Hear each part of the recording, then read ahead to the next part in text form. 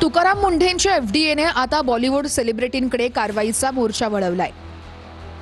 एका पान मसाल्याच्या जाहिरातीवरून एफडीएने अभिनेता शाहरुख खान, अजय देवगण आणि टायगर श्रॉफ यांना कारणे दाखवा नोटीस बजावली आहे।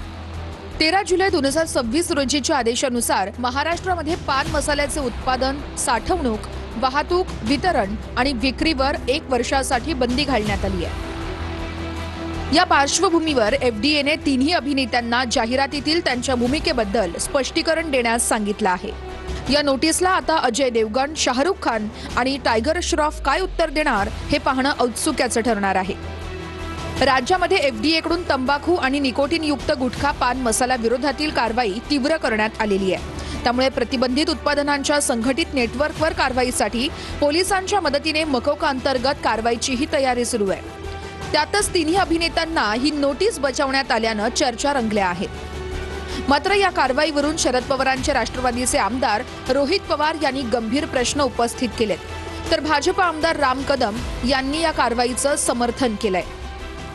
नोटीस देण्याचा अधिकार त्यांना असेल आणि त्यांनी या सर्व कलाकारांना नोटीस दिली असेल तर त्याच्यापेक्षा माझं एवढंच मत आहे की नोटीस तुम्ही डायरेक्ट त्या विमल कंपनीच्या मालकाला द्यायला काय हरकत आहे।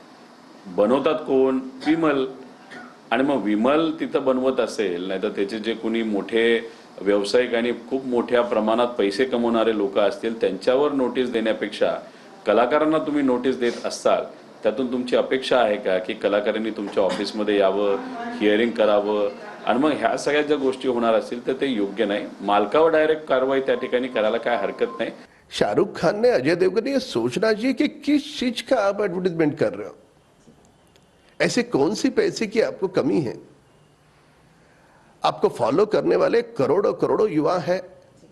क्या दोनों चाहते हो गुटखे की लत उनको लग जाए? इस बात का समर्थन कभी नहीं हो सकता।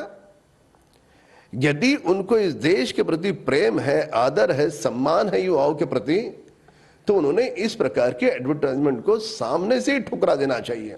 सिनेस्टार सगळ्यांना मी ओळखतो, आमचे मित्र आहेत ते, आणि सिनेमाच्या कामातून त्यांना बऱ्यापैकी जे आहे मोबदला मिळत असतो।